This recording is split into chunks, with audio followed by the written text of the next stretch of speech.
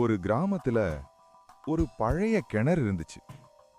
பகல் நேரத்துல யாருக்கும் அந்த கிணற்ற பத்தி எந்த கவலையும் இல்ல. ஆனா ராத்திரி வந்துட்டாதான் கதை ஆரம்பம்.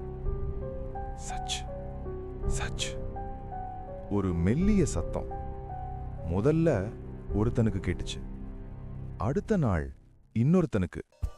கொஞ்ச நாள்ல அந்த கிணத்துல ஏதோ இருக்கு அப்படின்னு முழு கிராமமும் பேச ஆரம்பிச்சுச்சு.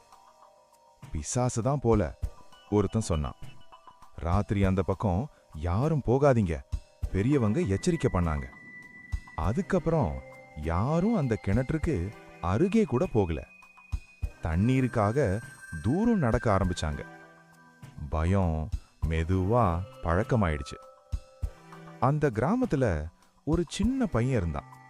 அவன் ரொம்ப பேச மாட்டான், ஆனா கவனிப்பான். இந்த பேச்சையெல்லாம் அமைதியா கேட்டுக்கிட்டு இருந்தான். ஒரு நாள் அவன் மனசுக்குள்ள ஒரு கேள்வி வந்துச்சு. எல்லாரும் பயப்படுறாங்க, ஆனா யாராவது உள்ள போய் பார்த்திருக்காங்களா? இல்ல.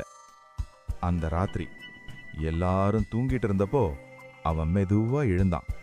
ஒரு சின்ன விளக்கு எடுத்துக்கிட்டான். கால்கள் கொஞ்சம் நடுங்குச்சு, ஆனா மனசு சொன்னுச்சு, பார்க்கணும். காத்து சில்லுன்னு அடிச்சது.